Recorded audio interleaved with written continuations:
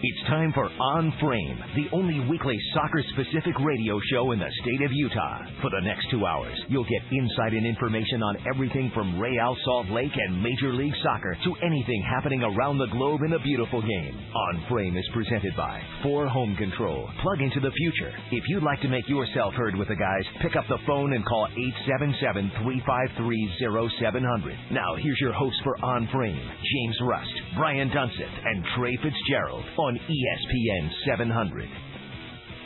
And soccer fans, welcome in On Frame. Season-ending edition, as Real Salt Lake unfortunately had their season come to a blistering halt with the 1-0 loss to the Seattle Sounders on Thursday night at Rio Tinto Stadium, and that puts an end to their season. And we're here to talk about it with you, RSL fans. We want to hear your reaction to the season and moving forward. So the phone lines will be open to you. This is a telephone in. The lines will be open all show long, 877-353-0700. James Rust, Brian Dunseth, and Trey Fitzgerald here to answer your questions. More so Brian Dunseth and Trey Fitzgerald. I'm just here along for the ride but enjoying it. So, fellas, how are we doing tonight? James, your opinion is valued. So I'll throw it out there here and there, and we'll go from there. But gentlemen, how are we? At least to your face, it's valued. Okay, fair enough. The truth comes out. Rough crowd already. I love it. But let's start here. I mean, obviously the game with Seattle didn't go RSL's way. Dunny, just kind of your overall thoughts that semifinal matchup with the Sounders. Well, I think it's exactly what we come to expect in terms of a knockout round game. It was a win or go home, and it was tight defensively. For me, Seattle sat back, looked to absorb. I think they got the tactics wrong in terms of their start. I thought we saw some changes. First and foremost, you look at the midfield with Christian Tiffert, who started centrally. They tried to match up in the diamond formation in Seattle.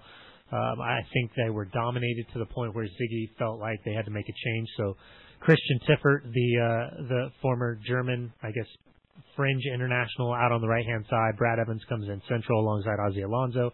They put Mario Martinez out on the left-hand side, and this was Martinez's first significant game. A majority of his minutes had come in CONCACAF Champions League, hadn't really played in Major League Soccer. But I thought it was a quiet night overall. Freddie Montero was quiet. I thought Eddie Johnson was quiet. I thought, for me, Jamison Olave's play was phenomenal. It was the best performance I've seen out of him in 2012. Agreed. I thought down the spine of the team, it looked great. And, it came down to chances. And we had talked about this last week. We had talked about this 2 weeks ago heading into the playoffs, that this is the stage when things aren't going right offensively or things aren't going right defensively. It's who can punish the other team for the mistake. And it was a mistake in terms of decision making. Jamison got caught in possession trying to split the pass right down the middle of the field. In the midfield third, it gets cut out. Eddie Johnson does a good job to shed off Tony Beltran, finds the feed of Freddie Montero. He drives, kind of looks off a couple defenders, acts like he's going to shoot, kind of clips a ball up and over the top. Ball takes 2 bounces, and then Mario Martinez. 99 times out of 100, I would say the next 101 times, Mario Martinez isn't coming close. He's either going to hit Nick Raimondo or he's going to blaze it wide. He hits an absolute bomb, a laser, side volley, cuts across the ball as the ball comes across his body, left foot at the corner of the 18-yard box, side post, side net, far post. And it was just an incredible goal. It was a phenomenal goal scored. And at the end of the day, look, the talking points are going to be what happened offensively after that outburst at Los Angeles against the LA Galaxy at the Home Depot Center. Defensively, they end with 4 goals against in 14 games. Yeah. Pretty phenomenal. And the goals, some of those goals that came, I mean, you talk about Martinez's goal. Robbie Keane's on October 6th. That's what I was just going to say. Unbelievable stunner. The goal before that was Robbie Keane's, and they were almost identical. They caught it on the volley, had to strike it perfect, and as you said, Dunny, if they tried it 100 times more, I'm not sure if they'd even connect on one of them. Yeah, and the disappointing thing is look, you're at home against an opponent that you feel like you should beat after a great result on the road. You feel like you're going to look to take advantage of another sellout at Rio Tinto Stadium and an amazing fan base, and it's just you can't make excuses for it, and you look to kind of break it down to find what the source of what would be considered the problem is. But at the end of the day, it's when goals dry up, there's not a lot you can do about it.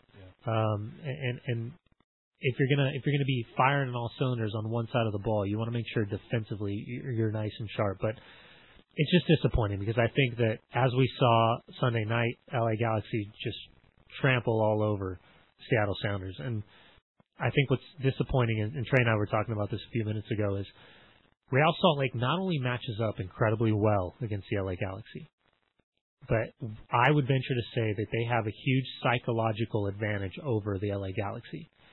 And this year, I think, for the first time in a long time. Yeah, and I think that's the disappointment, is that you find yourself looking at these matchups and saying that this is the path. Yeah. This is a good path. And unfortunately, when it just doesn't go right, you just kind of shake your head and you're left wondering what could have been better and what went wrong. Well, and I think the frustrating thing is when we ended the season on an unbelievable run in terms of attendance at Rio Tinto Stadium, we were 350 fans short in that playoff game of what would have been a 7th consecutive sellout. The other thing, and our friend Francesco just tweeted this at us, is what is it about being at home in knockout games that has not worked for this team? Because you think about the Monterey games, certainly first and foremost, the New York Western Conference Final back in 2008. There's been other games, and this was one of them, the Herediano, which was, we just needed a goal to advance. The Dallas game and the 2010 playoffs. I mean, I think like you said, goals dry up and there's nothing you can do. It doesn't matter if you're home in front of a sellout or 10,000 fans. And then if you look at a lot of those elimination games, and we've talked about this on the show over the course of the last month, one of them we're missing Sabo because of yellow card accumulation against Herediano. One of them we're missing Javi because of a red card in the playoffs against Dallas. One of them we're missing Beckerman, Monterey. So, there's been some disciplinary situations. But then this team, which has historically struggled so mightily on the road, we've gone out on the second leg in MLS or CONCACAF and done what we had to do. And I know, talking to Jason, he did not want going into the end of that regular season game where we were, playing Vancouver and Seattle was playing LA. He just wanted it to be different. He didn't want it to be exactly like last year, where, again, we go up 3-0 at home and we endure on the road and end up doing what we had to do to advance. He just wanted it to be different. I think that performance at Seattle, and we'll get into this tonight too, because some people think, RSL and Seattle were just bunkering. Truth is, you had two incredibly hot goalkeepers. Absolutely. Michael Sperning did not make 9 saves all season until that game just a few days ago here at Rio Tinto Stadium.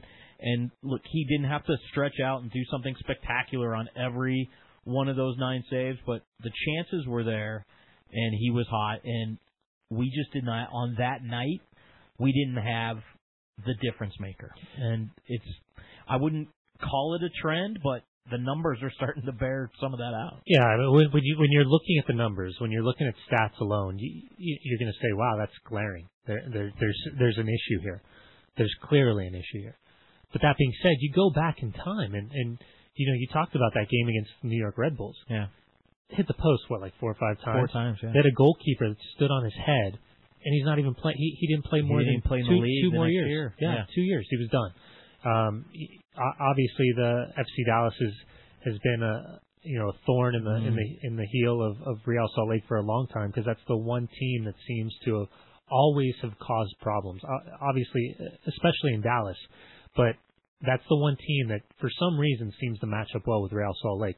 You go back to the Monterey game, Fabian has an unbelievable chance to make it 1-0, gets top of the box, in behind, blazes one past if you're looking at the goal, the right post, just pushes it wide. And then against Herediano, does the exact same thing. Yeah. So what the difference between all these games and the quote-unquote mistakes or not capitalizing on mistakes, you're talking centimeters, you're talking inches. And it could be drastically different. But that's how cruel the game is. That's the difference.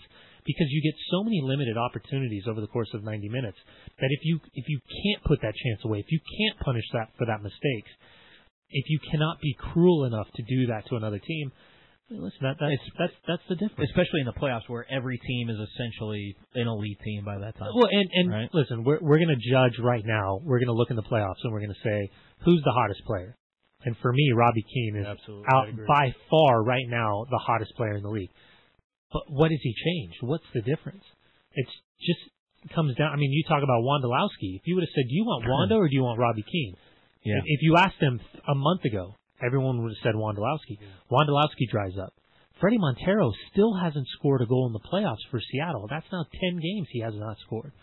And then you got a guy like Robbie Keane. He's so lethal. He's so smart in his movement, his ability to kind of create space. And he's not dramatically fast or dangerous.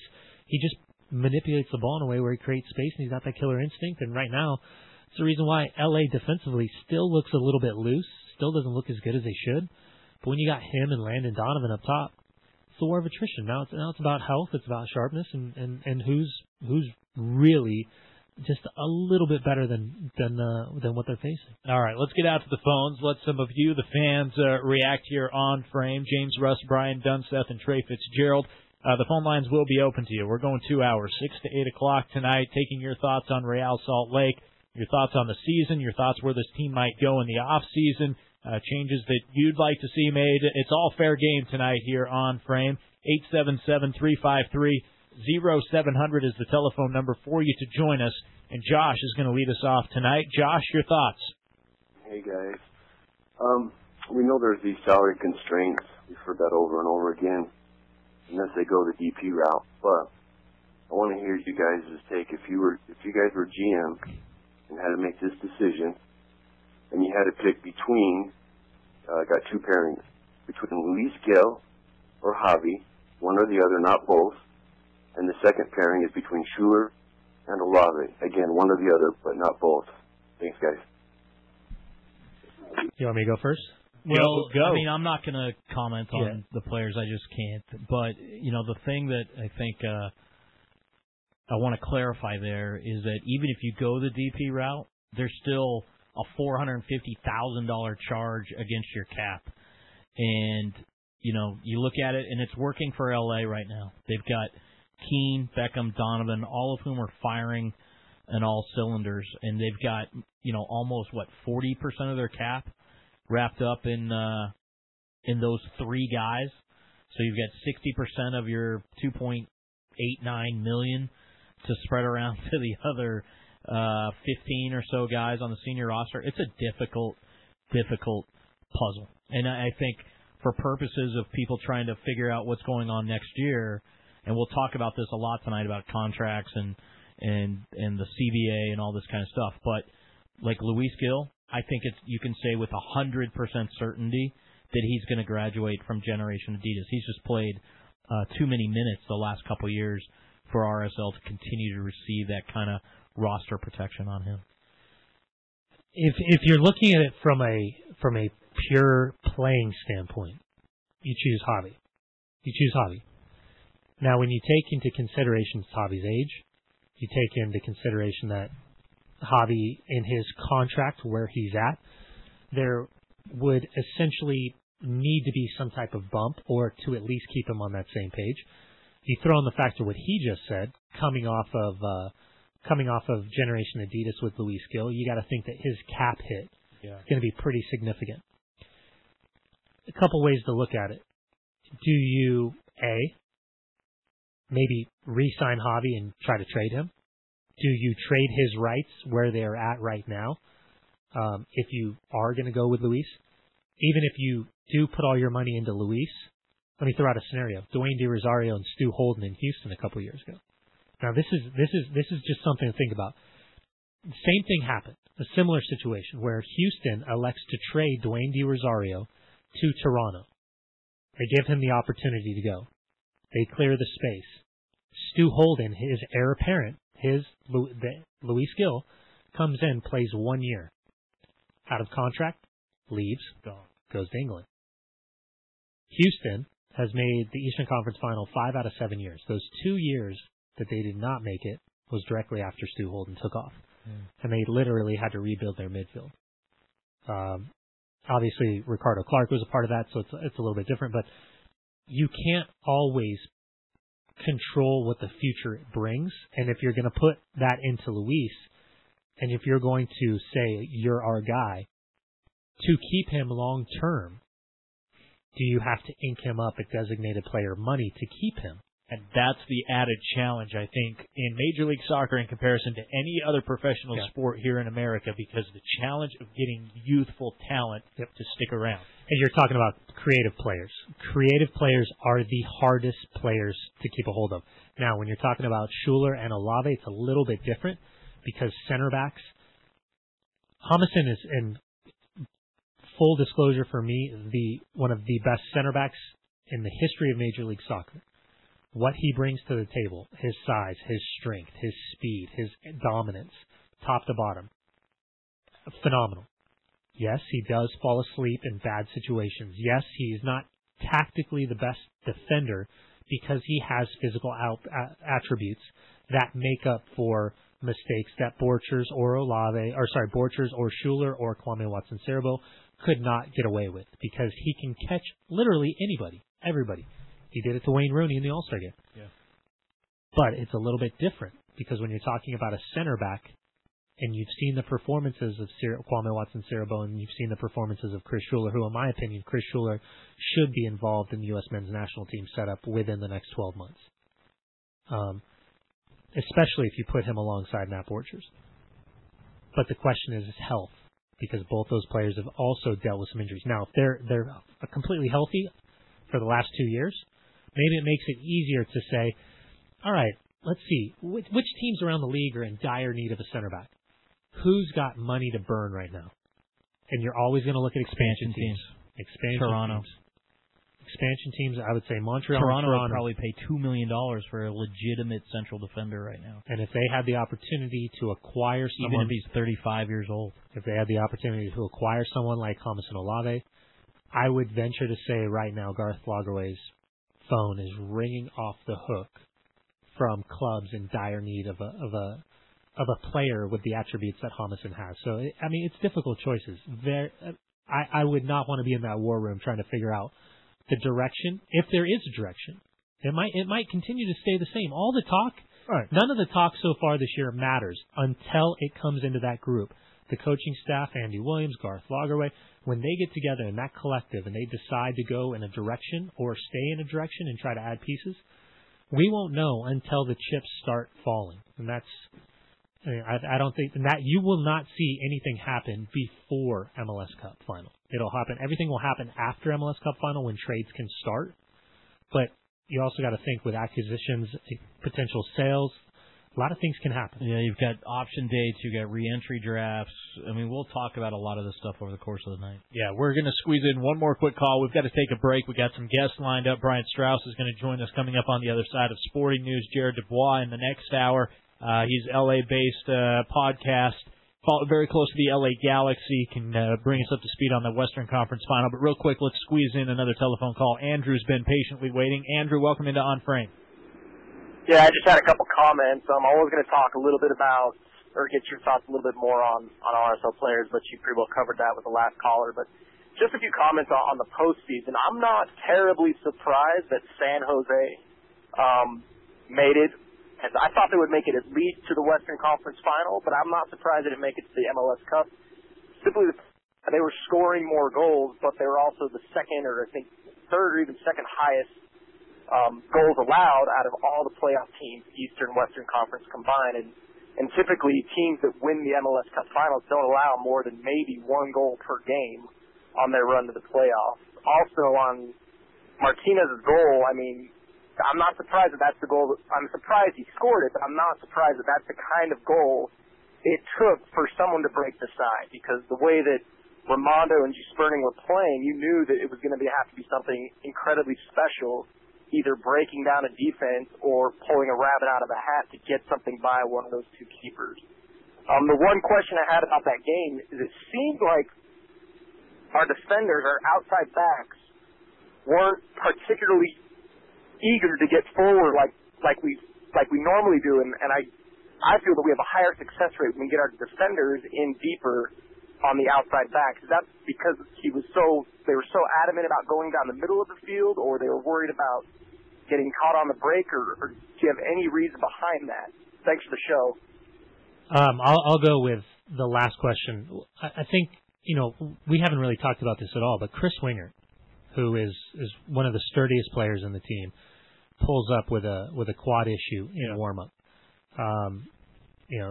Talking with people around the team afterwards, felt like maybe could go, but didn't want to burn a substitution.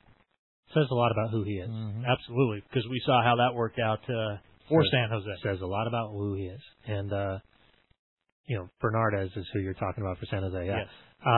So Wingert pulls out. You've got Kenny Monsali, who all day has been prepping for a substitute role where he's probably just going to warm up, and that's probably about it.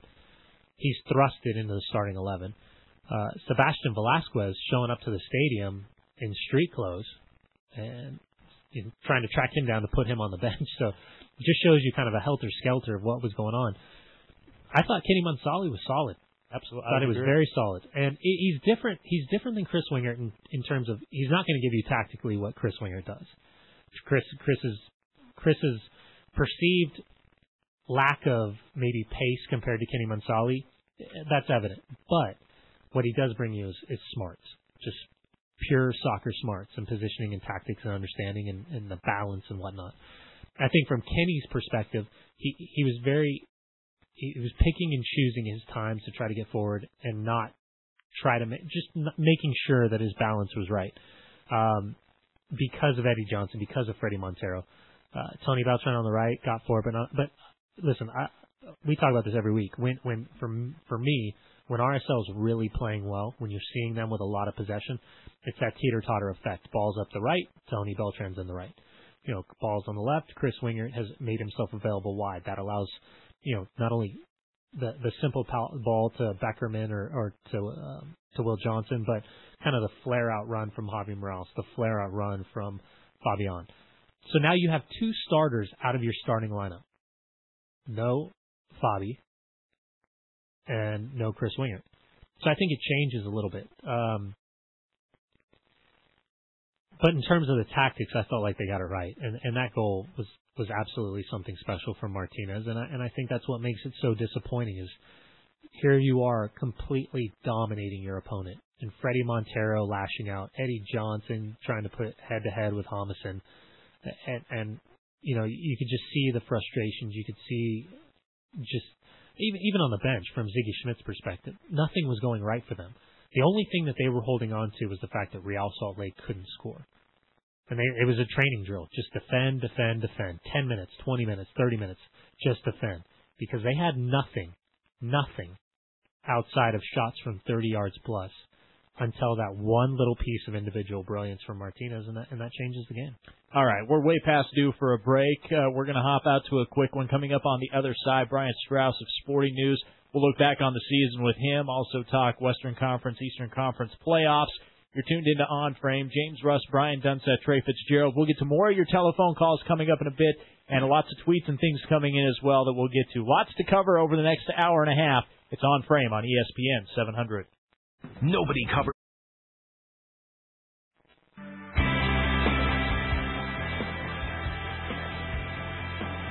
You are listening to On Frame, brought to you by 4 Home Control, here on the home of RSL Soccer, ESPN 700. And welcome back in On Frame. James Rust, Brian Dunsett, Trey Fitzgerald, 6 to 8 o'clock here on ESPN 700. It's kind of the season finale, if you will, with Real Salt Lake getting bumped from the playoffs this past week. So kind of doing year in review for RSL. Also talking playoffs as they continue on with DC United and Houston on the east side and the LA Galaxy and Seattle on the west side. Yeah, and don't forget, we still got to talk. Jurgen Klinsmann releasing a 20-man U.S. roster for the game Wednesday in Russia, and some serious eyebrows being raised around this roster. A little bit of a youth movement. Yeah, but it's not, though. It's people keep talking about this. There is no youth movement involved in this, but you've got guys that have previously turned down opportunities to be cup-tied to the United States. You've got a guy back in after his coach publicly criticized him on a phone call, on a conference call to the media. And then you got some young kids that, are they good enough? I mean, are they better than some of the talent that we've seen in Major League Soccer? And I'm not really sure they are. So a lot to get to. We'll get to some of that right now as we bring in our first guest of the evening, Brian Straus. He's joined us before. Glad to have him back. Sporting News. Brian back in Salt Lake City. And, Brian, we appreciate you making time for us. And why don't we just start there with what Dunny brought up with the U.S. men's national team, the roster being announced for Wednesday's friendly in Russia. Just kind of your overall thoughts on the 20 guys that Jurgen Klinsmann will be bringing in. I thought it was great. I love the roster. Dunny, why are you just depressed about Salt Lake's elimination? No. Down about it. Liz, you out of anyone, I'm surprised would be impressed with this roster. Timmy Johnson coming back, Juan Agudelo being rewarded for that's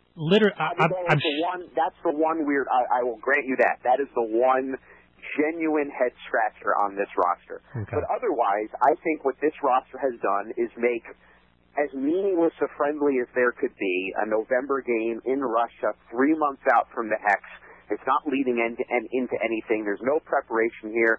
I really now want to watch this game. I want to see how Josie does after his comeuppance or talking to or whatever it was that happened. I want to see if Diskerud and Josh Gatt can play at this level. I'm really looking forward to seeing what Timmy Chandler brings. I mean, he's turned a friendly from something that I would have skipped if it wasn't my job, but it's something I'm really looking forward to. There's some really intriguing names on this roster. What else are you doing at 8 o'clock in the morning on Wednesday? I get 2 extra hours. Well, here's my big question though. When we continue to look at this U.S. roster and we continue to go back and look to see what a struggle it was, perceived or not perceived, to get through that first round of qualifying. At the end of the day, isn't the same question going to be there until it's answered? How are you going to play with Landon Donovan and Clint Dempsey together? I mean, it's great to take a look at all these young guys and all the guys that are based in Europe and give them a look, but at the end of the day, shouldn't we continue to be trying to build what we're looking for in terms of not just a spine, but a really true attack that we can actually latch onto? Because at the end of the day, the question seems to be, how are we going to line up, and how are Clint and Landon going to coexist in a starting 11 underneath Jurgen Klinsmann? Well, and the question I've now asked in a few columns, and I guess by definition that makes them rhetorical because no one is answering them, is has Klinsmann built a team that isn't as suited to Donovan's strengths as the team that Bradley built? That, to me, is the second half of your $64,000 question. Bradley's team was built to be compact, to defend, and then spring Landon on the counter. And he was absolutely devastating when he was plugged in and in form. This team isn't built that way. This team wants to play a bit higher pressure. It wants to build out of the back a bit more. It wants to play a higher line. So is that Donovan's game? Is that as suited? I mean, think about what he did to San Jose when he was playing on that right flank the other night. He tore them to shreds. And that, to me, is where Donovan belongs. That, to me, is where he's at his best. And I don't know if Klinsmann's team, if the way he's growing this group together, is really built to take advantage of those skills. So I start to wonder, we don't know where Donovan's head is anyway. We don't know how much of a role he wants to play in the spring with this team, and that's a whole other radio show. But, I wonder if he's a situation player, if he's a super sub. I mean, is he really even going to be a 90-minute player on this team that Klinsmann is building? My follow-up question to you is, as a real journalist, because us three in this room are obviously not. I'm going to give you my editor's number as soon as we're done. No. I have faith. I love what you do.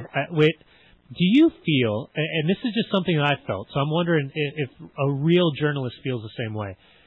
Do you feel that U.S. soccer has absolutely controlled the message surrounding Timmy Chandler and his lack of commitment to be cup-tied to the U.S. men's national team? It hasn't actually, to be honest with you, speaking as a journalist, when I think about, I'm by and large a one-man band at Sporting News. So I've got 19 MLS teams to follow and the national team to keep track of, and you're sort of juggling so many flaming chainsaws at once that, to be honest, when Timmy Chandler pulled out of the Gold Cup and then pulled out again ahead of the qualifiers in June and the camp in May, I sort of lost interest in the guy, to be honest. I mean, there's just so many sort of leads you can track down and wonder if this one random 22-year-old defender from Germany is going to want to play for the U.S. So I sort of had a sense of, well, if he comes back, he comes back, and if not, this team's not going to, the team's not going to fold. I commend Klinsmann actually for sort of playing it cool. It's like when you want a girl to go out with you. If you bug her and bug her and bug her, she's just going to retreat. You got to sort of withdraw and make her sort of turn around and pay attention to you. And I think maybe that's what Klinsmann did. I think he gave him some space. He let Timmy think about it for a while. And then I guess when he realized that Joachim Löw wasn't going to come calling, he did the right thing. And he looks, now he's 1,000% committed to the U.S. So I give Klinsmann, I give him some props for sort of playing it cool and waiting for Timmy to come around. He's still a young guy. Speaking of mental terrorism, let's switch gears upstairs to Josie Altidore. I was racking my brain trying to think the last time I've seen a head coach of U.S. Soccer, the men's team, publicly go after a player. And for me, I went back to opening game 2006 World Cup, Landon Donovan, DeMarcus Beasley, and Bruce going after those two about their performance. Since then, I don't really remember a U.S. men's national team. I definitely can't think of any time. There's one example I can think of which may be cheating, which is Bob Bradley criticizing Charlie Davies for sort of taking his gripes public after his accident. But that's the only example I can think of, and that's not a performance issue. So. Yeah, did you find it as interesting as I did that he would air the laundry inside training camps and discussions? I mean, obviously he's not going specific, but reading between the lines, there's a serious disconnect between those two. Yeah, obviously I thought it was fantastic, right? It makes our job far more interesting. I think, I've written a column on this too, that maybe Klinsmann sometimes says too much. That I think a lot of it, when you said early on, talked about the struggle in qualifying, perceived or real, I think a lot of the struggle was perceived because Klinsmann overpromised.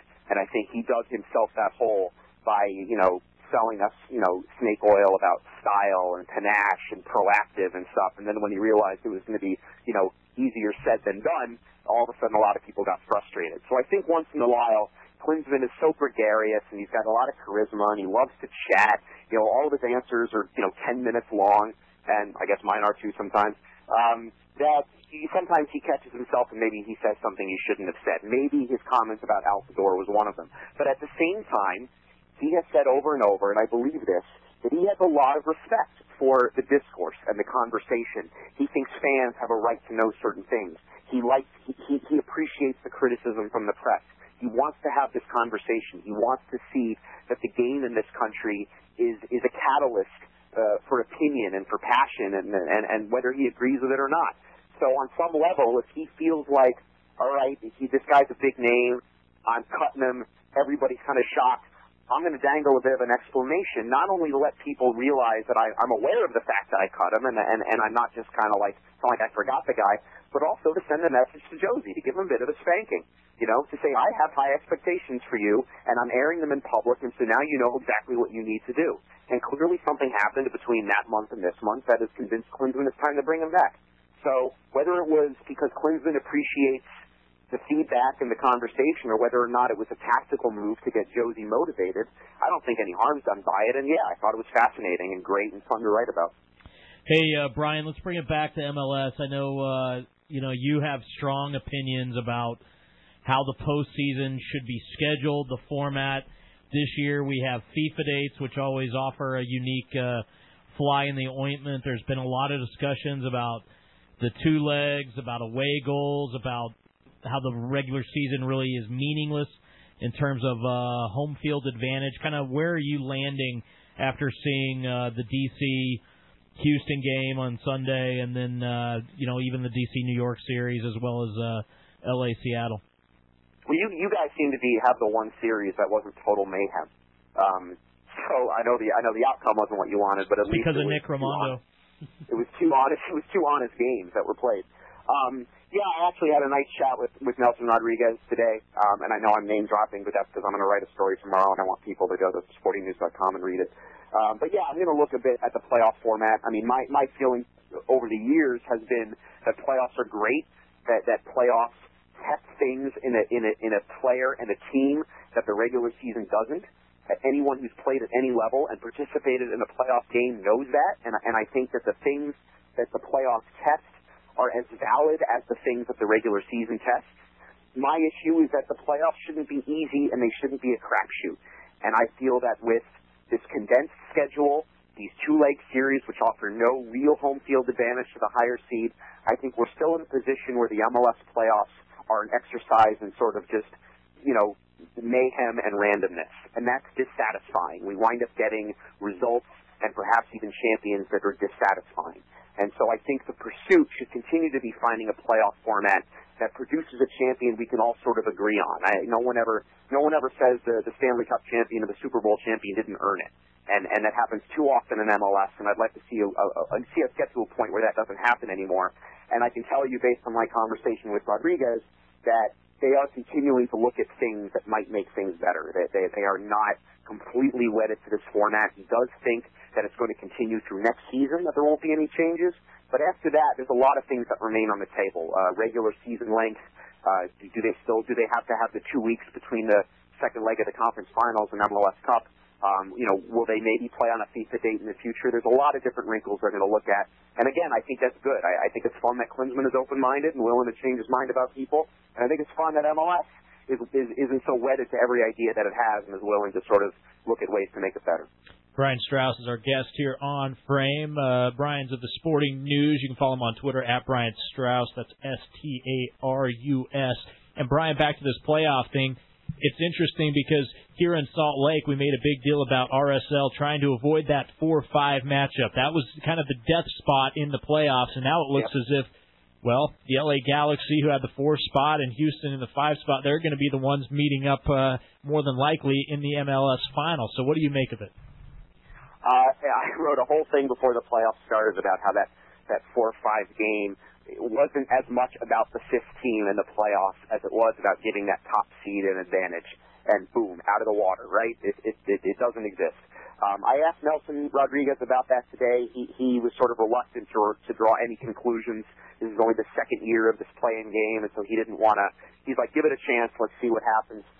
I think it's clear now that LA's 4th seed was a mirage, right? I mean, they are likely the best team in MLS.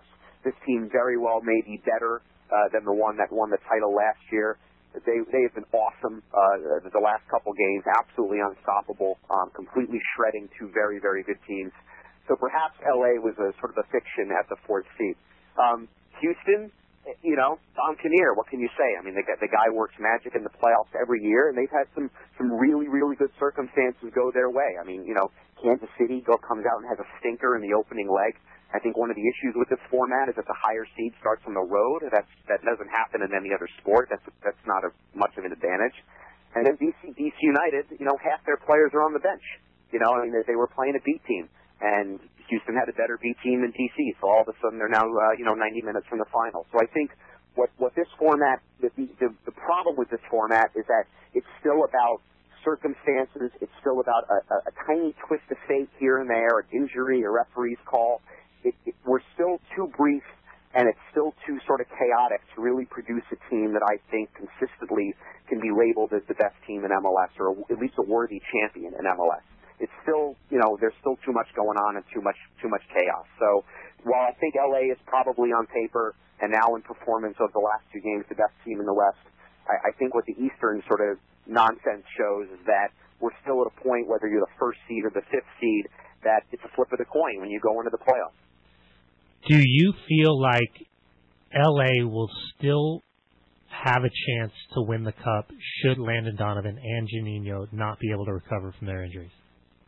Was there news on Donovan today? I thought it was just cramps. More than that? I am assuming that it could be worse because I don't believe anything that comes out of any team during the playoffs.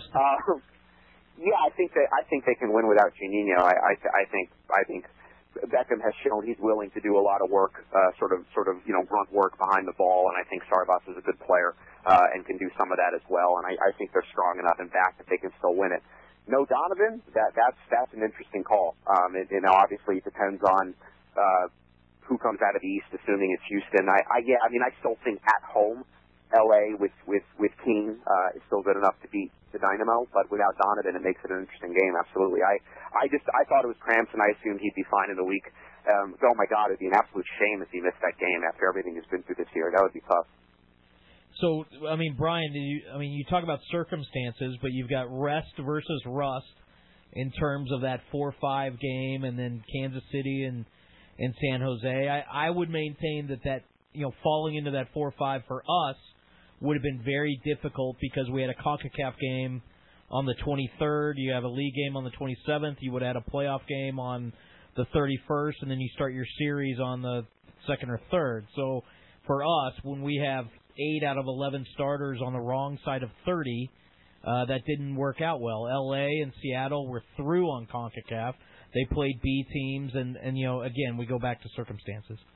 Right. Well, and that's exactly sort of my point. That is it a test of who can play the best when the chips are down in a playoff atmosphere, or does it have more to do with the fact that you've got 2 or 3 guys injured, one team had CONCACAF and the other team didn't? I don't know that that's a satisfying way to decide a champion. I don't know that.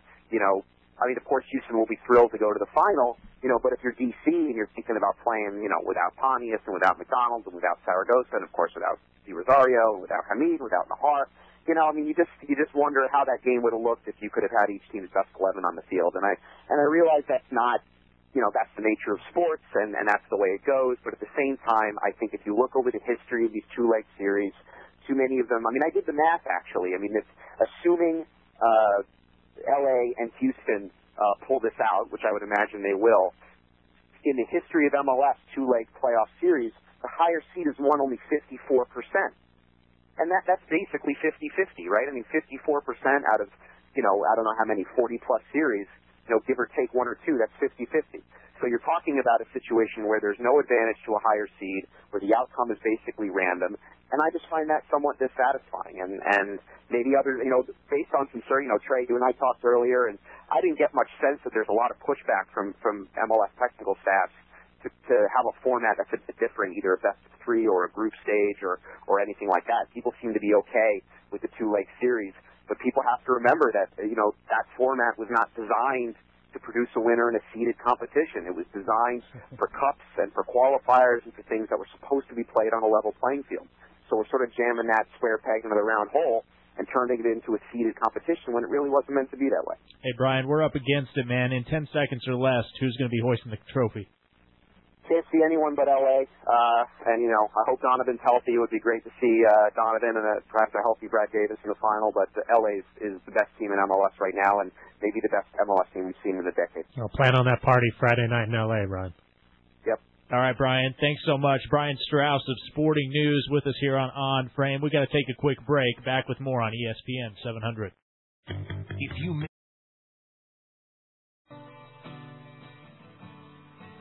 This is On Frame, brought to you by 4 Home Control. If you want to reach the show, dial 877-353-0700 right now on ESPN 700. Welcome back in. James Russ, Brian Dunsteth, Trey Fitzgerald with you here on Frame on ESPN 700.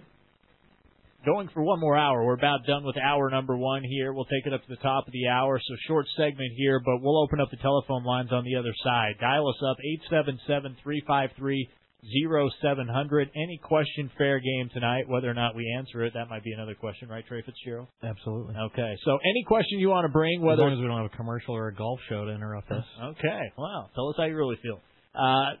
Looking back on the season, looking ahead, what's going to happen with this team? Because Dunny, let's just talk about this for a second. We've got about 60 seconds, and then we'll get into it more. But the words from Garth Lagerwey were there's a possibility of major changes coming if Real Salt Lake doesn't get to CONCACAF, get out of the group stage, and if they aren't able to bring home some kind of trophy. Yeah, that's going to be the talking point. That was what was made public back at the start of the year, and I think it's from a motivation standpoint very clear for the players themselves. At the end of the day, listen, a lot of what you say in the beginning of the season changes, and it's dictated by what happens at the end of the season. RSL didn't win a trophy. It's clear. Didn't go through to the quarterfinal stage of CONCACAF Champions League. It's clear. Does that mean everything's going to change? No. Possibly. Maybe. Who knows? And like I said, I think in the next, before MLS Cup, you're going to see a coaching staff, a group, an ownership level, a president, all coming together, and there will be a clear path and a foundation laid going forward. And I think Jason Kreis right now is starting to, in the back of his mind, plot what it's going to look like. All right, dial us up, 877-353-0700. Your call's next here on Frame on ESPN 700.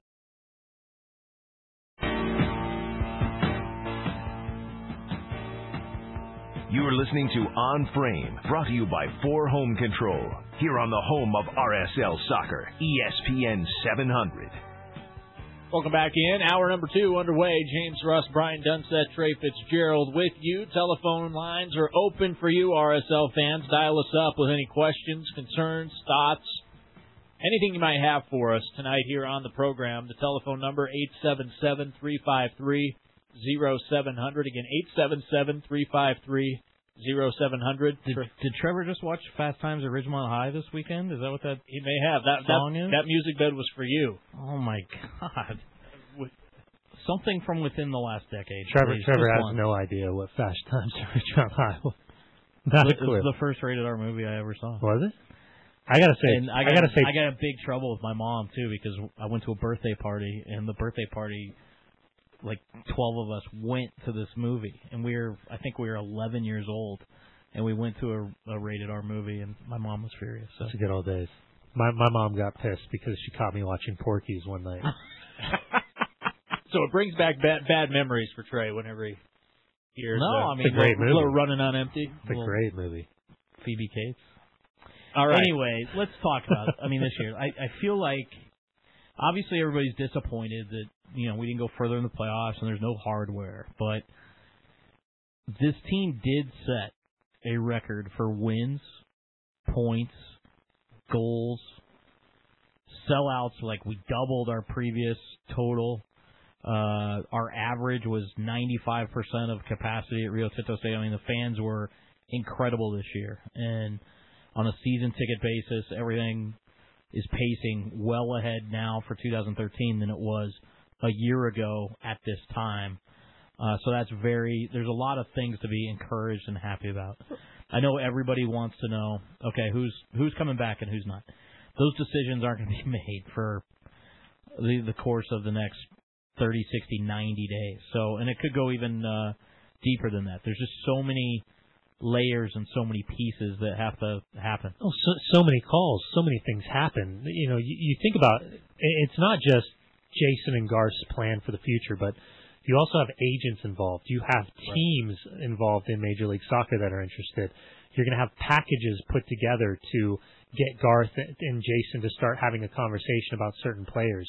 And it could be, multiplayer deals for one person. It could be multi-RSL player deals for one person. So many, and you throw in the fact that you wait until January and the transfer windows open up. It's a whole nother animal. So when Trey's talking about layers and layers and layers, he's absolutely correct. And, you go back to this season, 17 wins, 46 goals scored, 35 goals given up, 57 points. Historically, the best that we've had. Defensively, the best we had was in 2010 when we only gave up 20 goals against. But even in 2010, only 56 points. We had 57 this year. Only two times did RSL have, quote unquote, its best 11 on the field, and it never got past 57 minutes. That's the crazy thing. I mean, and it goes to show the depth that has been accumulated. Exactly, and that may be we may see a little bit of a quote-unquote youth movement with this RSL team because there are some youngsters on this team who just haven't really got their opportunity to step out there. But it doesn't necessarily mean that, okay, now we're okay to maybe push some of these veterans out and give these young guys a chance, but it means that the options are there. And like what we've talked about, I wouldn't want to be in Garth's shoes. I don't think any of us would want to be in Garth's shoes because there are some tough decisions that are going to have to be made. And then if you look into the fact, you account into it that there's allocation money that we were unable to take advantage of because we weren't able to make that CONCACAF run. We weren't able to make it to MLS Cup. And so now your hands can be tied a little bit financially. And let me talk about why that's important. And this is something Garth spends a little bit of time talking publicly about and a lot of time working with other teams and GMs in the league on is not only do we have a hard salary cap, but it's a regressive cap. And what that means is that based on the collective bargaining agreement that the league agreed to with the players, the annual rate of raises for a player is higher than the rate by which the cap increases. So how does that happen? The league, I think the league does it to encourage a certain amount of parity. They want a certain amount of turnover on each roster from year to year. Yeah, you're forcing turnover. Yeah, and obviously we've done a good job of avoiding that because Garth and Jason and Jeff and Miles and CJ and Robin before him and everybody else has agreed that for our style of play, our locker room chemistry, our organizational ethos, that familiarity is a huge part of that. So knowing where a guy is going to be 3 steps before he's there, and that possession game, and that passing game, and that diamond midfield, and how do you make a small market team be able to compete with L.A. and Seattle and Chicago and Toronto and teams that are spending 5 to 10 times what we are spending? It's because you create a system where the whole is greater than the sum of its parts. And the other thing, too, that we've seen historically is some guys, Sabo's a perfect example. He came here because we were in CONCACAF. He was familiar with that tournament from his Saprissa time. So our ability to be in that tournament was attractive to him. There are other guys that are here because they like the lifestyle. Some like being a big fish in a small pond. Some like the fact that that we get treated like a major league operation here, and that doesn't happen in, let's say, New York, as a perfect example. So, everybody has their different reasons for wanting to be here. Some guys have said, you know what, I know I could go to Chicago and make $30 more grand a year, but I'll stay here because I'm going to make that up in win bonuses and CONCACAF, and we've got a real chance to win a cup. Not just this year, but for all 4 years of my contract. So, and I will co-sign that. There are guys on this team that could make a boatload more money in different cities, but they believe in the coaching staff, they believe in Jason Christ, they believe in the philosophy, the idea of the group, the accountability within the group, not just having a coach bark and scream and yell and tell you what you're supposed to do. There's an accountability set forth by these veterans. And I think that's another thing that you got to think about when you're talking about this team. And listen, guys like Nick Raimondo, Kyle Beckerman, Will Johnson, Javier Morales, Amson Olave, even Fabian, don't think that those guys, there's not phone calls about those guys, that there's not interest on those players, that there's not tremendous trade value. But the problem with that is as you continue to build the team through these younger players and give guys like Luis Gil, Sebastian Velasquez, the Chris Schulers, even Kwame Watson-Silva, these opportunities, you will lose an approach. You will lose an experience. When you lose an experienced player, it's not just you're losing him throughout the course of 90 minutes, week in, week out. It's an expectation. It's a leadership perspective. It's an accountability. You think if someone's dogging it, a guy like Kyle Beckerman's not going to get right up his tail about it. If you trade a guy like that, what do you bring in? You've got Yordani Alvarez who can play the position. It'll be different, but he can play the position. Will it be the same? And those little tangibles are something that we on the outside have a tough time understanding because it's built on the inside. And it's a really, really tight group. It's an incredibly tight group. Well, and also the thing that's interesting for me with Major League Soccer, and my comparison is to the NBA. It's a league that I feel like I'm a little bit more familiar with. But the one thing that the NBA does as far as salary cap and things goes, it's very public. I can go to websites and see exactly what guys' deals are, how long they're signed for, and that type of thing. In Major League Soccer, it shows you what their salary is for the year, but you don't always know what the contract structure. And I kind of mentioned that to you earlier, Trey. Also, the numbers the union puts out there are not the numbers that compose the salary cap. Right.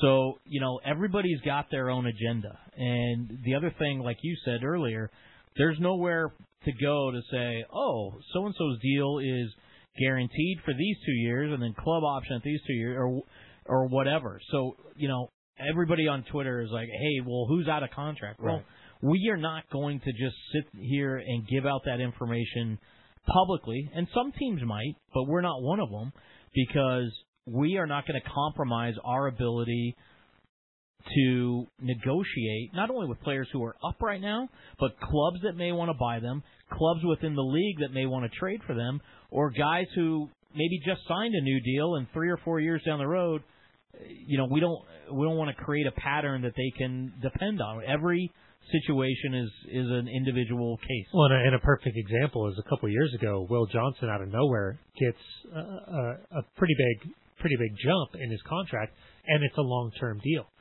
And it's because not only did he want to be here, but it was based on his age, it was based on his performance, it was based also probably on the fact, realistically, that Will Johnson could have gone back overseas, should his contract kind of get to a certain point. So, listen, I love having these conversations because this is something. I came in the league in '97. Like, the evolution of this league is phenomenal. The evolution of this team is phenomenal.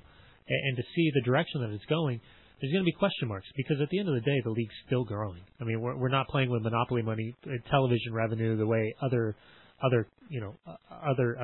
sports are. But RSL very quietly is starting to take some pretty gigantic steps forward. And nonetheless, you look at that television deal we talked about a couple weeks ago, with NBC picking up Premiership rights and probably, most likely, going to piggyback Premier League with Major League Soccer.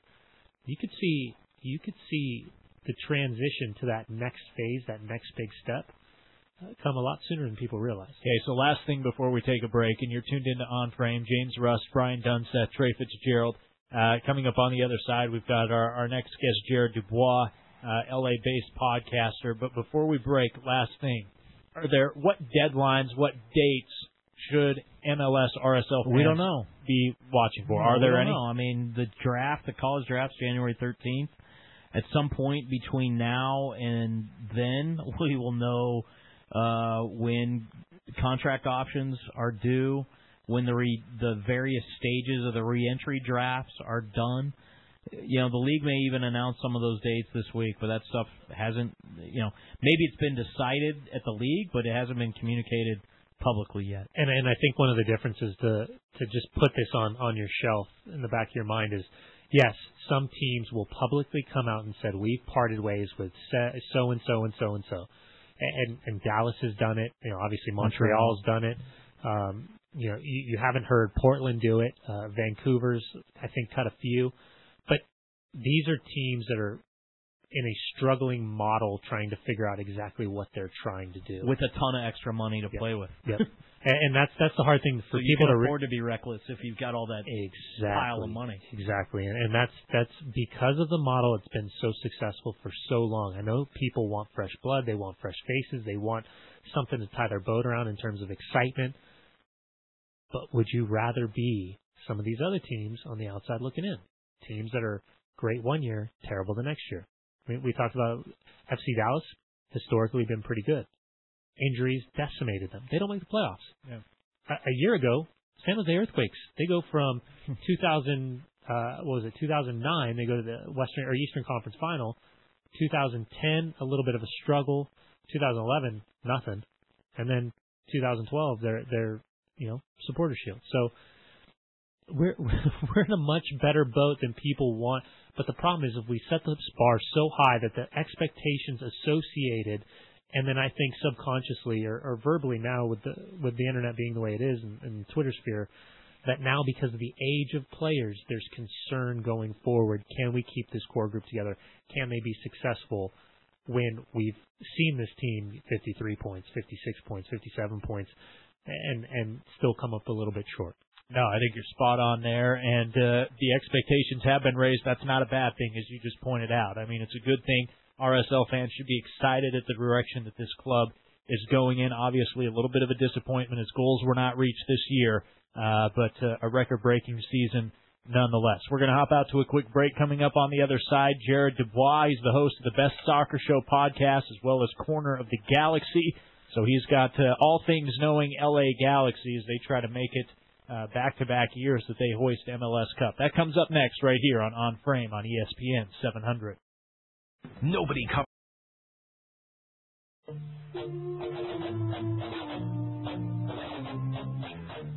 This is On Frame, brought to you by 4 Home Control. If you want to reach the show, dial 877-353-0700 right now on ESPN 700. Welcome back in On Frame. James Rust, Brian Dunseth, Trey Fitzgerald. Trey making another funny face, probably about to make another first I thought comment about my music. Music was from this decade, and then a little classic rock, some Boston for you, Trey. Boston. Wow. Okay. Boston hater in the house. I thought Trey it was Fitzgerald. even, later than that. I thought it was like Tesla or April Wine or something. No. Anyways, moving on. Back to some soccer talk. Our next guest, he is the host of the Best Soccer Show podcast, as well as Corner of the Galaxy, LA Galaxy insider Jared DuBois joining us here in Salt Lake City on Frame. Jared, appreciate you making time for us, man. Not a problem. Anything for Mr. Dunseth and Mr. Trey. See, you can just tell. You can feel that 909 just coming out of his voice. The connection is there. That's what I'm saying, dude. That's my homie in 909 Love right there. And then you get Tony Beltran in there too. We're good to go. What about Ramondo? Get Ramondo, maybe a little Boca Negra? I gotta say, I have one playing story with Nick Ramondo back in the day, and he probably has no idea who I am. But when an ODP keeper plays in a local pickup game, you kind of hear about who he is. The guy would not play keeper. Yeah. What's this with keepers? They never want to play keeper. Did you ever play against him when he was at Montclair, when you were at Chafee? Yeah, I played against him a little bit. I played in one game with him, just like a pickup game, but I played against him a few times. The guy was always insane and always undersized. Yeah, we were always laughing about it. Nicky would always start in the midfield and play a number 10 for the first 45 minutes, and if they kept it at 0, or if he got a lead because they were Montclair, he'd go straight into goal for the second 45 minutes. Yeah, but there was one guy you always knew. Everyone knew Carlos Bocanegra in the whole valley. I mean, everyone knew Carlos Bocanegra, and back then he actually played a bit of offense. So everyone was always scared about that matchup with Bocanegra. He was the king of the valley around here. Well, that was the only problem with Bocanegra is he's been the same size since he was 11. Exactly, and he played football back in the day too. But all the ladies knew Dunny. Isn't that the case? My wife went to Loma High School. She knew who Bocanegra was, but I don't think the Dunny. I don't think your legend quite reached out to Loma High School. Well, it might have been the problem that I was at an all-boys high school. I was at an all-boys Catholic high school. That always will ruin the legend. Poor choice by you. Yeah. So Jared, what's your take on the sudden resurgence of Keane, Donovan et al.? You know what? It's funny. I was thinking about it today. Just that Donovan-Keane dynamic, and hopefully you'll appreciate this analogy. I was kind of thinking about the Galaxy and relationship to RSL, and how both teams are ridiculously good, first of all, and ridiculously good in the offense. But when it comes to the Galaxy, I really kind of equate the way they're playing right now as the old Showtime makers. It's a fast break team, which is kind of odd when you think about the age of the players on this team. But they're really playing that fast break style. And then when I look at RSL, I think of it like more of a Chicago Bulls triangle offense where the system is so good and the way the system moves within it, the way the players move within the system, is something that's really, really admirable. I just think when I look at those two, they're just very different styles, and I think they both play a really good, attractive, open type of play. But LA's system right now seems to really be working, and obviously I know this is a Salt Lake-centric show, and I got to feel that for some reason, when they want to bunker in against RSL doesn't have that, I don't know, for some reason they don't have that ability to really counteract the bunkering in that they have, where LA Galaxy, for some reason, right now, teams like Seattle, they want to come out and play with them. And I think that was kind of a bad decision on Ziggy's part to come out and really open up and kind of play toe-to-toe at LA at home, first-round game. And LA just tore them apart every time the ball went the other way. Seattle lost possession, and LA punished them. And I really like the way that Keane and Donovan are working together right now. It's really probably the best 1-2 matchup. It's worthy of magic. Well, I got to agree with you. That 45 minutes in particular at San Jose, I know a lot of people are going to say Victor Bernardez went down. I don't buy Victor Bernardez. I'm not a fan. I think he's highly, highly overrated. But when I saw how deadly and how fluid Robbie Keane, Landon Donovan, and Mike McGeehan were in particular in San Jose, and then the following night, Seattle gets the 1-0 win through Martinez's pretty ridiculous goal. I think we all kind of heard a collective sigh of relief from the Home Depot Center, because for some reason, Trey and I were talking about this earlier, Real Salt Lake and the LA Galaxy, they match up so well together. But I think this was probably the first time the LA Galaxy had come up against one team in particular that they weren't really confident about playing. And I think that was, you kind of saw that this year through the results. Yeah, I would definitely say that's the case. And I got to say, as an LA person, I wanted to see Seattle. I didn't want to see Real Salt Lake. I think I'll be honest with you, Real Salt Lake, first of all, the defense, the back four that you guys have. And first of all, where are you guys getting these center backs? They grow on trees, don't they? I don't know how you guys get so much depth at center back, playing some rookie guy that hopefully, Tommy Meyer right now is actually playing a bit out of his mind, a bit above his level. And I credit a lot of that to a player like Todd Donovan playing next to him. I think Todd Donovan is one of the most professional guys out there. He's probably a really good leader for a player like Tommy Meyer, but I didn't want to see Real Salt Lake. I think Seattle's game is much better suited for LA to play against. The only downside is, and you've got a lot of older players, and these guys don't like playing on turf. And that next game's going to be up there, and they're going to have that raucous crowd. But I don't see Seattle coming back from a 3-0 deficit. And I think you guys saw it last year. You guys got up 3-0. Real Salt Lake got up 3-0 against Seattle. They made it kind of interesting, made it kind of close. But even for a coach of Ziggy Schmidt's pedigree, it's too much to overcome. Yeah, I couldn't agree more with you, and especially going back to that lineup against Seattle at home, and you roll out Christian Williamson, who for my money was the most underrated midsummer signing in the history of Major League Soccer in terms of what he's capable of doing. But you got him wide right, you got McGee on the left, you got Robbie paired up with Landon, Juninho doing his work. Even though you bring him off, you throw in Sarvas. I don't think you guys lost a lot, and I agree with you. And Tommy Meyer, I think that was a big question mark going in. He looks incredibly confident in the playoffs. He doesn't look outstanding. He doesn't look like he's underwater. He's paired up well, and I agree with you on Donovan. My big question is, if the goals dry up, and obviously going into Seattle, the tactics change a bit because you're up 3-0. But if the goals dry up, is this team good enough? Is it as good as we think it is? Well, I think if you look back to last season, I have a tendency to compare, even though Bruce Arena said recently he doesn't even remember last season and he can't remember even comparing from last season, but I do. I remember last season, and this is the team of 1-0 victories, and I don't know that they're still that team anymore. Obviously, the loss of AJ De La Garza, I think the fact that they got a shutout against a good Seattle team is going to be a really big thing going forward. Obviously, they're going to be tested big in Seattle. I think this is going to be a game of kind of 3 segments, 3 periods. I think the first 20 minutes, they need to go defensive the first 20 minutes, hold the no goal. Don't let Seattle get that run of momentum, that belief, that hope that they want to get in that first 20 minutes. Then for about 50 minutes, I think they need to open it up. I think they need to play their game. They can't defend for 90 minutes. They can't go into it with that mindset because that's not their game. And I'm not sure with the absence of AJ De La Garza if they can absorb that kind of pressure consistently, especially if Eddie Johnson's going to be on the field, unlike last game. And then the last 20 minutes, lock it back in. I think it's really important that they have those sways and they find a good portion of this game somewhere in there, play their style of ball, and to put Seattle on their heels because they've got to have some kind of respite. They've got to have some kind of rest. And then the last thing, the big thing going into that Seattle game is what's the health of Landon Donovan? What's the health of Juninho? And let's not forget, Bruce Arena's the guy last year at MLS Cup week that didn't play Beckham all week in practice, made it sound like he was injured the entire time, and all of a sudden Beckham was good to go for 90 minutes in the final. I don't believe anything I hear out of the injury news I hear out of LA camp this week. Prime example of don't believe anything at this time of the year. Jared DuBois is our guest here on Frame. He's the host of the Best Soccer Show podcast. And Jared, I just wanted to get to kind of the thoughts of the locals there surrounding this LA Galaxy team as the playoff seedings were starting to take form, because here in Salt Lake it was do everything to stay out of that 4-5 seed. That was kind of the death round. Were the LA Galaxy fans fearful when they knew they had that extra knockout game, or did it just feel like LA was starting to find their rhythm and it really didn't matter? I think because the matchup was Vancouver, and let's be honest here, Vancouver was the weakest team of anywhere on either side of the playoffs, and the Galaxy had really dominated that matchup all season long with Vancouver. They weren't really in a game all season long. So I don't think that was the bigger issue having to go through. It's just the fact they have to play that extra game when everyone's nursing knocks right now. Every team's got injuries, and having to play that extra game was a big deal.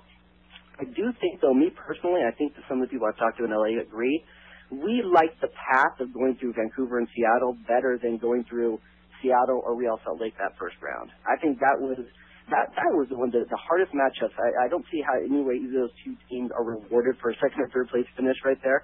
And San Jose in the end, I think San Jose, a lot of people felt that there was magic around San Jose. And I think you'd rather play against magic than teams like Seattle and Real Salt Lake, which have 2-3 years of consistent results of being some of the best teams in this league. And let's be honest as well, two of the best coach teams as well. Ziggy Schmid, Jason Kreis. You have two guys on either end, the best coaching in MLS spectrum, the best up-and-coming new coach, young coach, and the guy that's the most winning coach in all of MLS history. So I think you'd rather go against a team like San Jose that hasn't been there before, doesn't have the postseason pedigree, and is probably more primed to have a uninspired run of form in the playoffs. Real Salt Lake and Seattle would be much too well coached to really want to match up with them early in the playoffs. So I think it actually worked to LA's advantage, despite the fact having to go through the number one seed and playing a better one additional game. Hey, Jared, what's your take, speaking of coaches, on the job Dominic Kinnear's doing down in Houston on the east side of the bracket? Please, I mean, that guy, I can't believe anyone thought that team wouldn't make a run. This team it's funny, when you think about a team like Houston, they love that underdog tag. They would thrive in that underdog tag. And they want it so much, almost more than San Jose, because Houston's done it for years at a time, where they come in that late seed, and they know just get them into the dance, and they'll walk away with the best-looking girl there. They know it. They're that well coached, that well led by players like Brian Ching, Brad Davis. The only issue right now for Houston, and I totally believe that Dominic Kinnear can overcome this. Not having Adam Moffat, if that's huge in a game where you got to protect a 2-goal lead for the last 90 minutes. That's a big move right there. And not having, most likely not having Jermaine Taylor, that's a lot of question marks right there. And I think that Dominic Kinnear, more than anyone else, will have a plan in mind. And also, we haven't mentioned Rico Clark. Is he going to be able to play this last game as well? He sits out the last game. That means you're missing your two best holding midfielders, defensive midfielders, and you're starting a member of your back four. It would be a bigger deal, except for the fact that DC United's got just as many injuries as Houston. So many question marks against that DC and Houston matchup. I really am going to be surprised to see who's the 22 players that both these teams can field. You're going to see lineups on both sides that probably have never played together this entire run of the MLS season. And I think that the advantage there goes to Dominic Kinnear, a guy that knows how to make changes on the fly, and a guy that's been there before, even though I am a huge fan of Ben Olsen and his wardrobe. It's nice and tight. The good thing about Benny is that he still fits into a youth medium because he's the same size. He's got the Taylor Twellman look going on. He's actually skinnier than Taylor, believe that or not. So who's got the better garment bag though, Ben Olsen or Brian Dunseth? Ooh, no, I don't rock garment bags. How do you get your suit so nice? You got to keep it. You can't just carry on. You fold it. You fold it nicely. You fold the suit? Sometime, you know what? I can't tell you, but sometime in a private conversation, I can't let everyone in on it. But I'll tell you. I'll give you what JP Della Camera, the legend, gave me. Oh, nice! I want the insider info. Yeah, sneaky man. Ricardo Salazar, does he get the gig in Seattle this weekend? Oh man, I'm hoping not. I don't want to see him near the game that has my local team in it. Ricardo, here's the thing about this, and I read his comments afterwards, and the referee Peter Welton of the league. Yeah, it's just denial. It seems like it's just straight out denial. That how can everyone in the league watch a game and see a foul, and these guys not? First of all, I can forgive not seeing it in the run of play. I can absolutely forgive that. There's angles involved, there's speed of the game involved.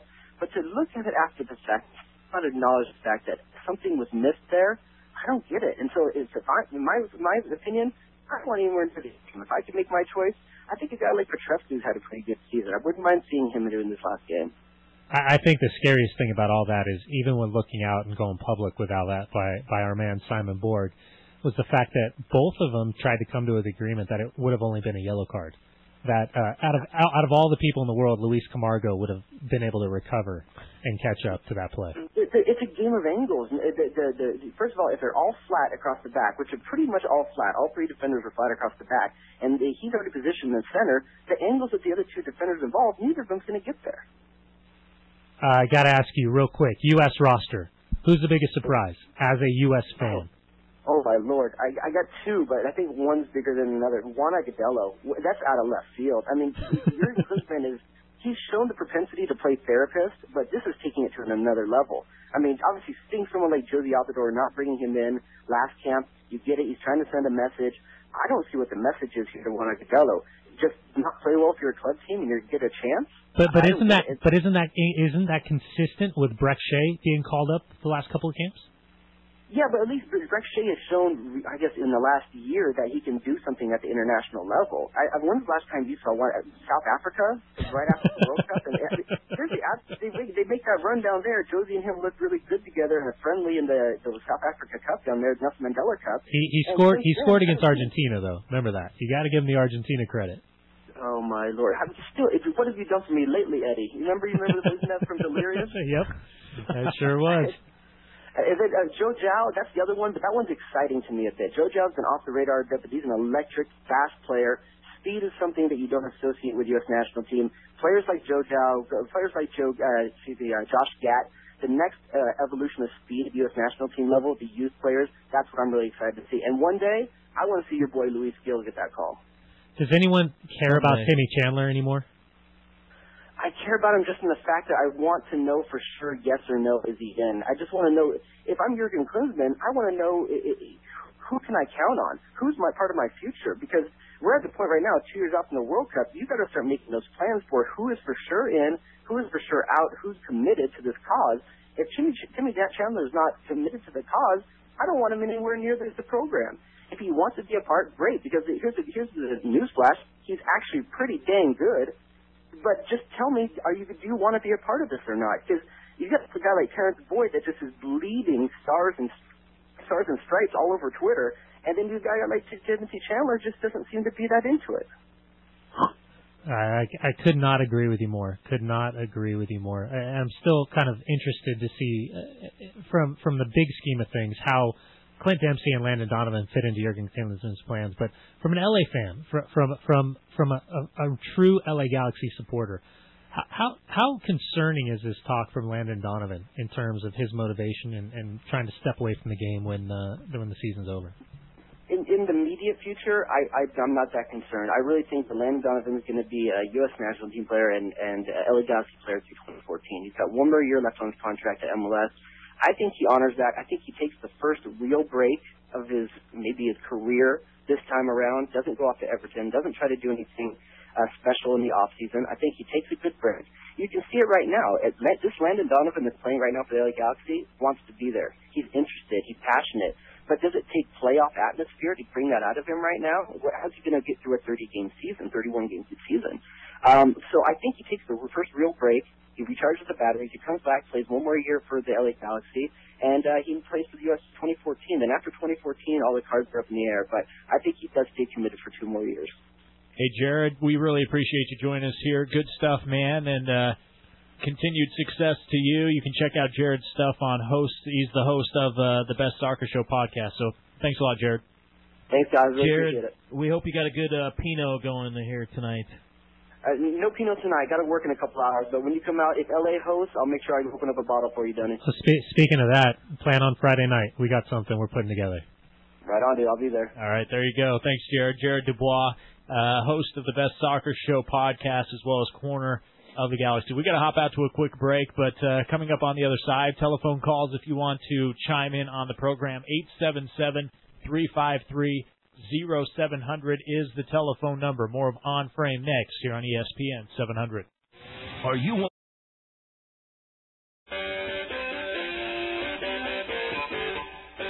You're listening to On Frame, the Soccer Insider Show. To join the program, call 877-353-0700. Now back to the boys on ESPN 700.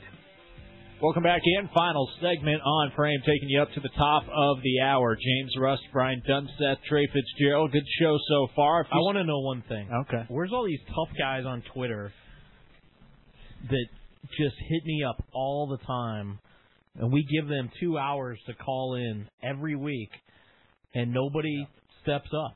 I mean, everybody can get behind a keyboard and talk about how poorly run this organization is, but you get a chance to express your viewpoint and get educated, and no phone calls. I agree with you. The opportunity is still yours. We've got about 7 minutes left in the program.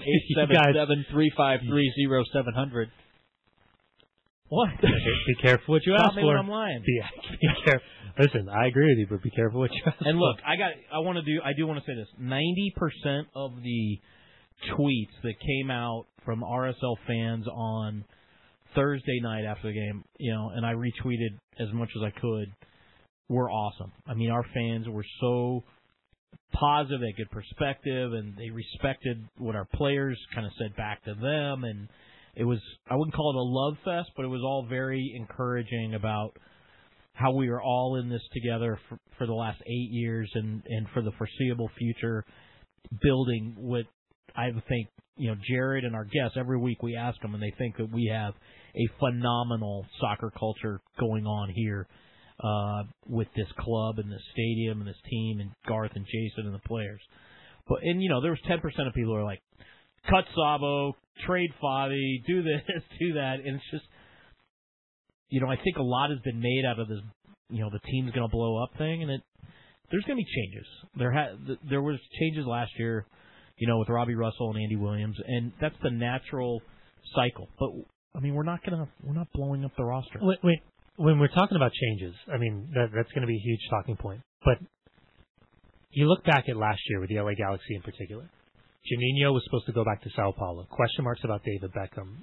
No one saw Edson Buttle coming back. You had some significant pieces. A guy like Marcelo Sarvas comes out of a team playing in Costa Rica, a Brazilian, who had never really played higher than second division in Sweden before then. And yet they're able to put together all these different pieces. And he of the looks puzzle. better than the Swedish national team guy they got out there. Oh, I'd say Wilhelmson's. I like him. You do? Oh, he was awful against San Jose. I like him.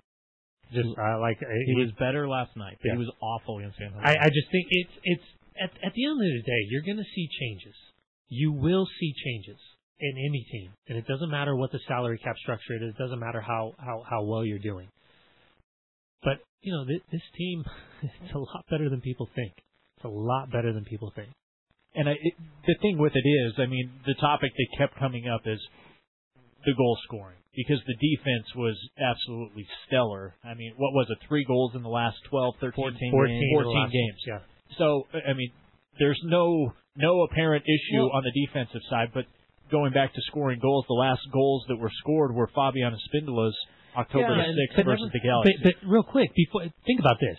17-9. 17 goals for Sabo in MLS play. Right. 9 goals for Fabian. Last year, I think they were 12-11.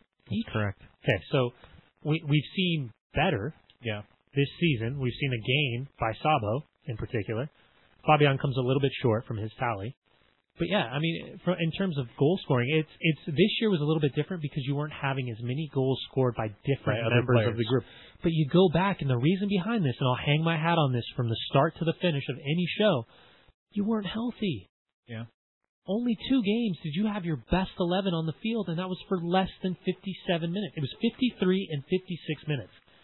You still broke the record for most points, most wins, most goals scored. You dried up at the wrong time. Okay, playing San Jose, I would say I would be more disappointed to be a San Jose Earthquake fan right now than I would to be a Real Salt Lake fan. And that's what I said on the post-game show. I said, RSL fans, you're not alone. The truthfulness of the situation is there's only one happy fan base, one happy team at the end of the season, because everyone wants to hoist the trophy, and understandably so. But you look at it, Kansas City, San Jose, both ousted top seeds who expected to at least get to the Cup. Well, I would say I'm not surprised, and we talked about this, I'm not surprised about Kansas City because I think Houston was their FC Dallas. Yeah. So props to you for that call. The San Jose, though, you've got Wando at 27. You've got Gordon at, what was he, 13, 14, somewhere there? 15? 13. Lenhart, I think, was at 12, 11 or 12. Mm-hmm. So you've got 3 guys essentially carrying over, I think, almost a half. Wondolowski had more goals than Chivas USA had all season long. To put that in perspective. Yeah, and you talk about drying up. I mean, 3 goals LA scores in San Jose. Gordo scores 1. I'll tell you what, everyone watching television was, oh, here we go again. Yeah. He scores in the 82nd minute. Here we go again. I think the other frustrating thing, though, for me this weekend was it set up so well, right? Because we would have gotten L.A. We would have had 10 days to sell the Sunday game. Houston, I think, is going to come out of the East, so we could have hosted MLS Cup. Again, assuming we take care of business. Right. And the razor-thin margin between us and Seattle, and it's been this way since day one, since Seattle came to the league, it's like flip a coin. It's just so tight. Yeah. It's back and forth. It's two organizations that respect each other, and very, very little separates us. And, Seattle seems to have always owned L.A. That changed a little bit this year. Like you said, we got a mental edge on L.A. Having a two-leg conference final to kind of seek some revenge for last year just would have been so sweet. You know what for me is what I relate this to, and use this as just kind of for my mind, the way I look at it, is it reminds me of the World Cup, the U.S. men's team in the World Cup in 2010. And they come up against Ghana, and they have this path where you're like, yeah, you know what? This is realistic. Yeah. We could, Project 2010, it's right here. We could go to the final. And we end up coming up short. One mistake, got punished, and that was the difference. This is, to me, a similar feel because the bar's been set, the expectations are so high. This is exactly what we wanted, the opportunity to host, especially with the East being so weak and Houston being in that fifth spot. I think that's the disappointment. And I totally agree with you. And that's the exciting thing is that's now the expectation. It's that much more exciting. It's something for the fan base to really rally behind and get excited about. Well, that's going to do it for, I guess, the inaugural season of On Frame. For our producer, Trevor Allen, for Brian Dunsteth, for Trey Fitzgerald, glad to have you along with us. We'll resume things as the season kicks back up again. But I've been your host, James Rust, On Frame, right here on ESPN's